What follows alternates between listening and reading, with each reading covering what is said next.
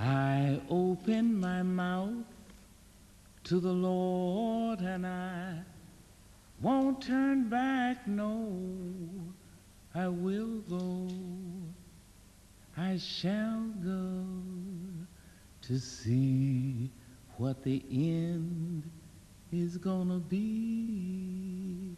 She does not know her beauty. She thinks her brown body has no glory.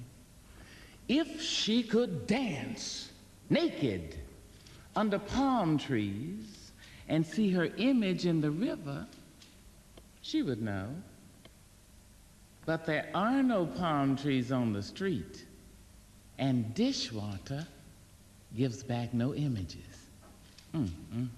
So I open my mouth to the Lord and I won't turn back, no, I will go on, shall go well. Once, riding in old Baltimore, head filled, heart filled with glee, I saw a Baltimorean keep looking straight at me. Now, I was 8 and very small, and he was no whit bigger, and so I smiled. But he stuck out his tongue and called me nigger. I saw the whole of Baltimore from May until December. Of all the things that happened there, that's all that I remember. But I open my mouth to the Lord and I won't turn back, no, I will go, I shall go to see what the end is gonna be. I shall thank you. Mr. President and Mrs. Clinton, Mr. Vice President and Mrs. Gore, and Americans everywhere. A rock, a river, a tree, hosts to species long since departed, marked the mastodon, the dinosaur, who left dry tokens of their sojourn here on our planet floor. Any broad alarm of their hastening doom is lost in the gloom of dust and ages. But today, the rock cries out to us, clearly, forcefully, come, you may stand upon my back and face your distant destiny, but seek no haven in my shadow. I will give you no hiding place down here. You, created only a little lower than the angels, have crouched too long in the bruising darkness, have lain too long face down in ignorance, your mouths spilling words armed for slaughter. The rock cries out to us today, you may stand upon me, but do not hide your face. Across the wall of the world, a river sings a beautiful song. It says, come, rest here by my side. Each of you, a bordered country, delicate and strangely made, proud, yet thrusting perpetually under siege. Your armed struggles for profit have left collars of waste upon my shore, currents of debris upon my breast. Yet today, I call you to my riverside, if you will study war no more. Come, clad in peace, and I will sing the songs the Creator gave to me when I and the tree and the rock were one. Before cynicism was a bloody sear across your brow, and when you yet knew, you still knew nothing. The river sang and sings on. There is a true yearning to respond to the singing river and the wise rock. So say the Asian, the Hispanic, the Jew, the African, the Native American, the Sioux, the Catholic, the Muslim, the French, the Greek, the the Irish, the rabbi, the priest, the sheik, the gay, the straight, the preacher, the privileged, the homeless, the teacher, they all hear the speaking of the tree. They hear the first and last of every tree speak to humankind today. Come to me, here beside the river. Plant yourself beside the river.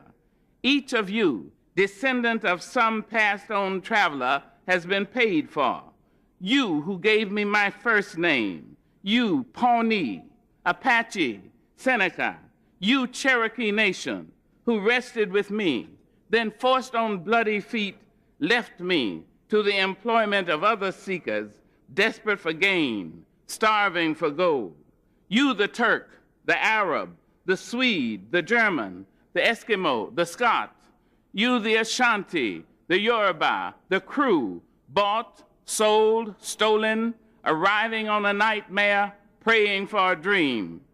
Here, root yourselves beside me. I am that tree planted by the river which will not be moved. I the rock, I the river, I the tree, I am yours. Your passages have been paid. Lift up your faces. You have a piercing need for this bright morning dawning for you. History, despite its wrenching pain, cannot be unlived, but if faced with courage, need not be lived again. Lift up your eyes upon this day breaking for you. Give birth again to the dream. Women, children, men, take it into the palms of your hands. Mold it into the shape of your most private need. Sculpt it into the image of your most public self. Lift up your hearts. Each new hour holds new chances for new beginnings. Do not be wedded forever to fear, yoked eternally to brutishness. The horizon leans forward, offering you space to place new steps of change. Here, on the pulse of this fine day, you may have the courage to look up and out and upon me, the rock, the river, the tree, your country. No less to Midas than the mendicant, no less to you now than the mastodon then. Here, on the pulse of this new day, you may have the grace to look up and out and into your sister's eyes and into your brother's face, your country, and say simply, very simply, with hope, good morning.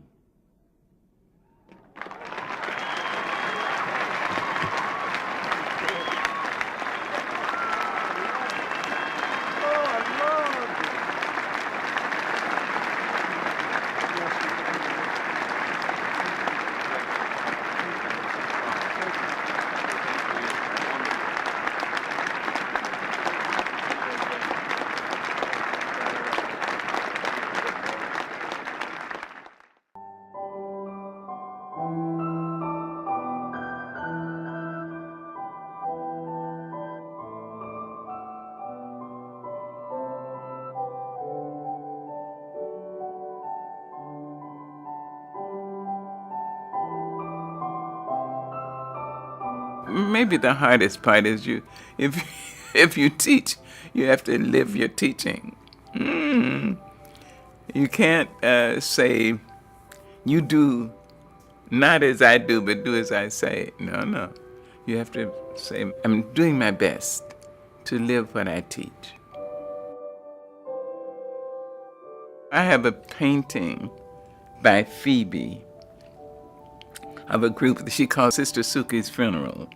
And all the women, there are about 9 women, and they all look like women in my grandmother's prayer meeting group.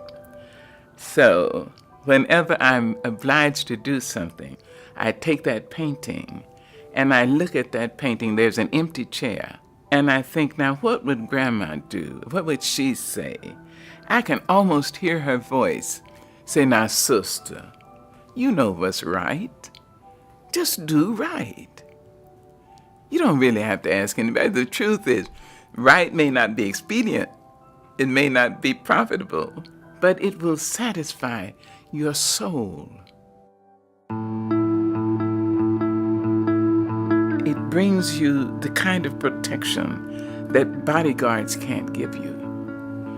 Try to be all you can be, to be the best human being you can be. Try to be that in your church, in your temple. Try to be that in your classroom. Do it because it is right to do. You see, people will know you, and they will add their prayers to your life. They'll wish you well. I think if your name is mentioned and people say, oh, hell, oh, damn, I think you're doing something wrong. But if your name is mentioned and people say, oh, she's so sweet, he's so nice, oh, oh, God bless her. There you are.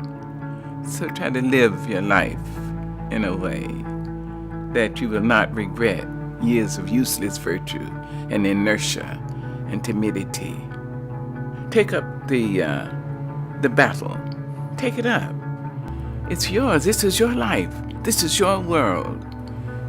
I'll be leaving it long before you under the ordinary set of circumstances. You make your own choices. You can decide life isn't worth living. And that would be the worst thing you can do. How do you know? So far. Try it. See. So pick it up. Pick up the battle and make it a better world. Just where you are.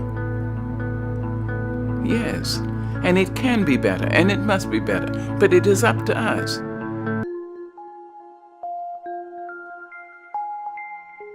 If I think of my life as a class and what I've really learned, I've learned a few things. First, I'm aware that I'm a child of God. It's such an amazing understanding to think that the it, which made fleas and mountains and rivers and stars, made me. What I pray for is humility, to know that there's something greater than I. Then I have to know that the brute, the bigot, and the batterer are all children of God, whether they know it or not. And I'm supposed to treat them accordingly. And it's hard, and I blow it all the time. Mongrel class of people.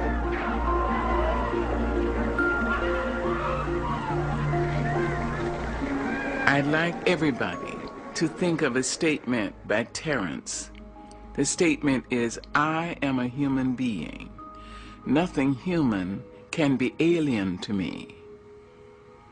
If you can internalize the least portion of that,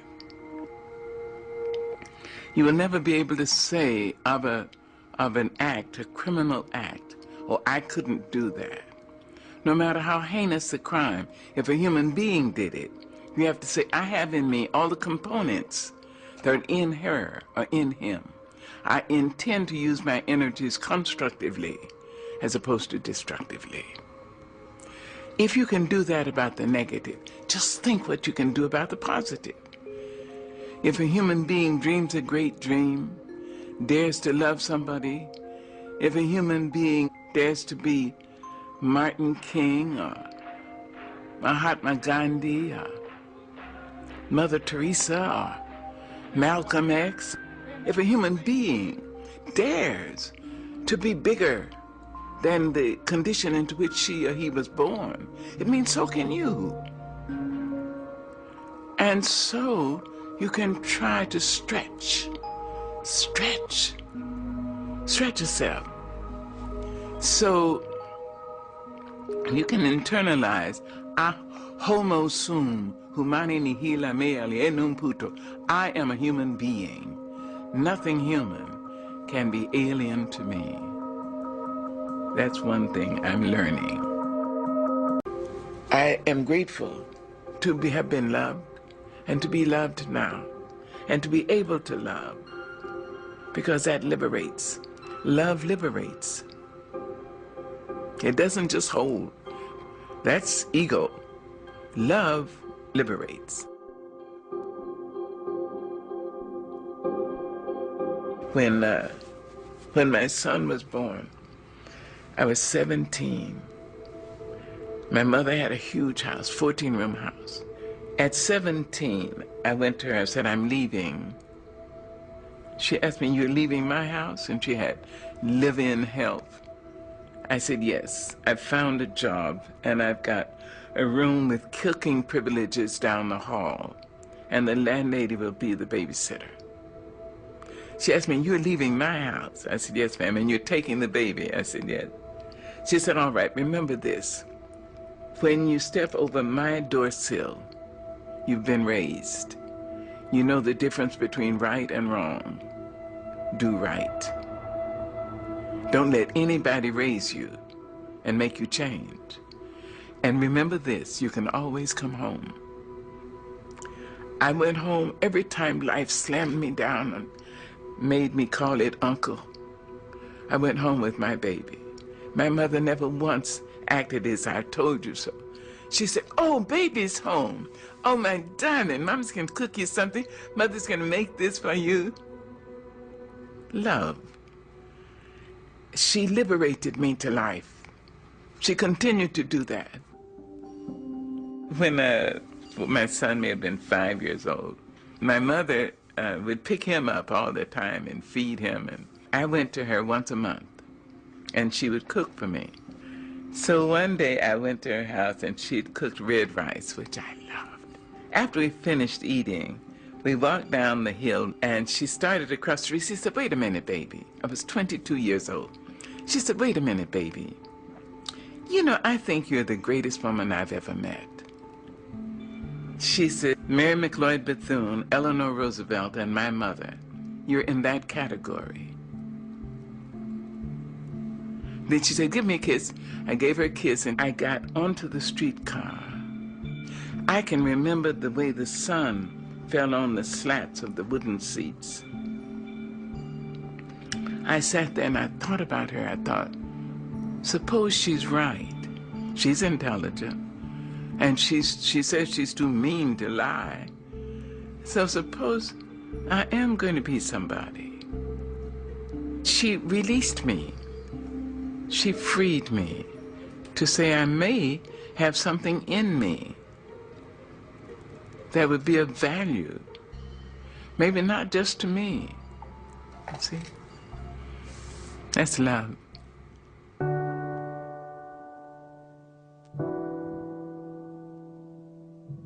And when she was in her final sickness, I went out to San Francisco.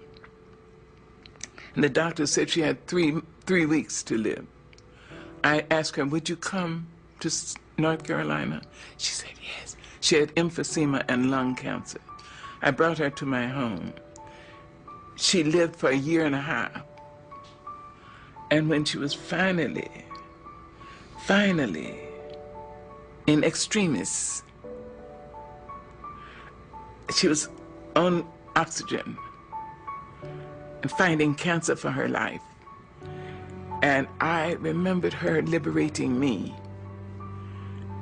And I said, I hope I'll be able to liberate her. She deserved that from me. She deserved a great daughter, and she got one. So in her last days, I said, now, I understand that some people need permission to go. As I understand it, you may have done what God put you here to do. You were a great worker. You must have been a great lover, because a lot of men, and if I'm not wrong, maybe a couple of women, risk their lives to love you. You were a piss-poor mother of small children, but you were a great, great mother of young adults. And if you need permission to go, I liberate you. I went back to my house, and something said, go back. I was in my pajamas. I jumped in my car and ran, and the nurse said, she's just gone. You see, love liberates. It doesn't bind. Love says, I love you. I love you if you're in China. I love you if you're across town. I love you if you're in Harlem. I love you. I would like to be near you. I'd like to have your arms around me. I'd like to hear your voice in my ear. But that's not possible now, so I love you. Go. Maya Angelou came from a childhood of hell while possessing a talent many would call a gift from God. Poet, activist, mother, Angelou died this morning before 8 o'clock at her home in North Carolina. She had been suffering from heart problems and she was 86 years old. Abandoned as a child, Angelou grew up to have a life as varied as it was successful. Streetcar conductor, dancer, Tony-nominated actress, best-selling author, film director, Grammy-winning voice artist, professor. Even President Obama awarded her the Presidential Medal of Freedom in 2011, the nation's highest civilian honor. There she was. And right after his election as the first African-American president, Angelou, a child of the Jim Crow South, was jubilant. She spoke on CNN's Larry King Live.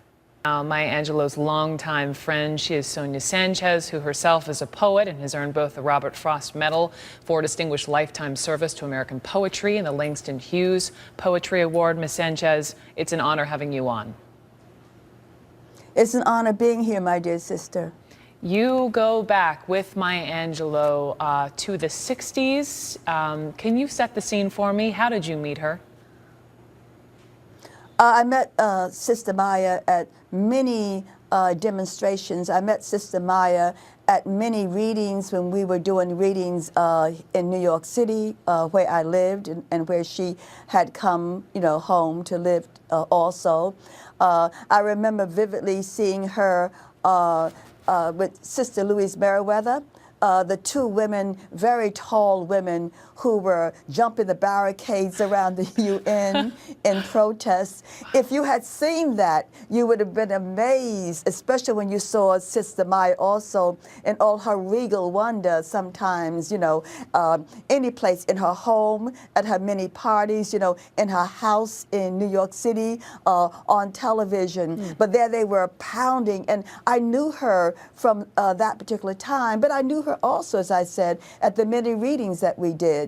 I knew her as friend. I knew her as teacher. I knew her as sister, friend. When I got the call early this morning that she had made transition, I sat up in my bed and I said, Nanga Dev, Sister Maya, Nanga Dev, Sister Maya, which means, how are you? How are you, Sister Maya? And she replied, Manga Firek, Manga Firek, Manga Firek, I am well, I am well, I am well. And then I could get up and begin the day and come down to the studio, begin a full day of interviews. Tell me what? The legacy of Dr. Maya Angelou will forever shine and continue to bring joy to the world. Just like the moons and like suns, with the certainty of tide, just like hope springing high, still I rise. This bond is a tie that never will be broken. I will love you always. She was without a voice for 5 years, and then she developed the greatest voice on the planet. God loaned her his voice.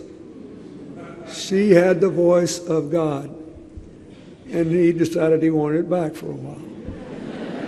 Oh, you see, God, he put a rainbow in the clouds.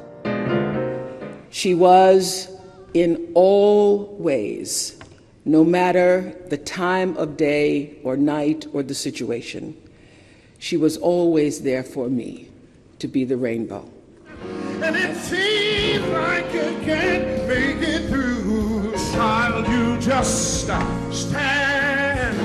She taught us that we are each wonderfully made, intricately woven, and put on this earth for a purpose far greater than we could ever imagine. For me, that was the power of Maya Angelou's words. Words so powerful that they carried a little black girl from the south side of Chicago all the way to the White House. By now, she already know about those new dreams you found. There is no mourning here. There is no mourning. We have added to the population of angels. Remember me as a breath of spring. Remember me as a good thing.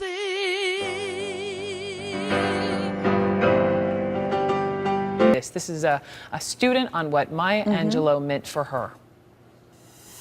I remember the first time I picked up her book and I opened it and I read it and I was shocked and amazed to see this woman whose life was so similar to mine, and she was just this powerful force. So thank you, Maya Angelou, for making a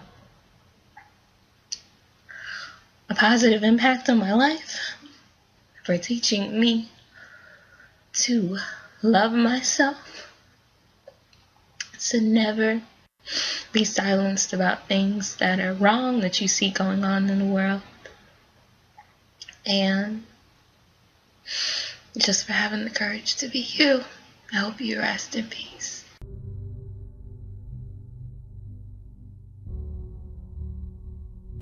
You may write me down in history with your bitter, twisted lies. You may trod me in the very dirt, but still like dust, I'll rise. Does my sassiness upset you? Why are you beset with gloom, just 'cause I walk as if I have oil wells pumping in my living room? Just like suns and like moons, with the certainty of tides, just like hope springing high, still I rise. Did you want to see me broken?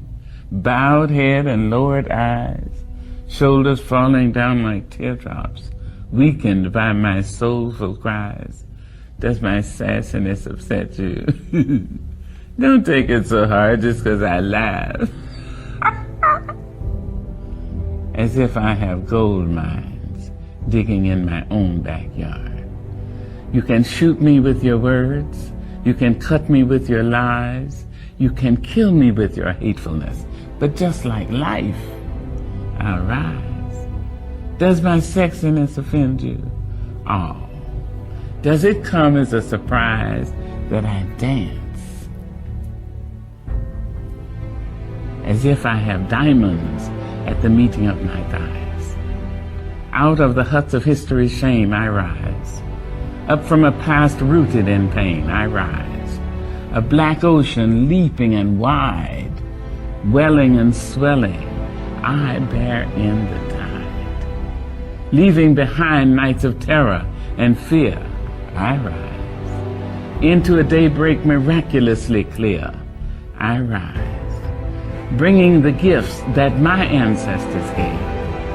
I am the hope and the dream of the slave. And so, naturally,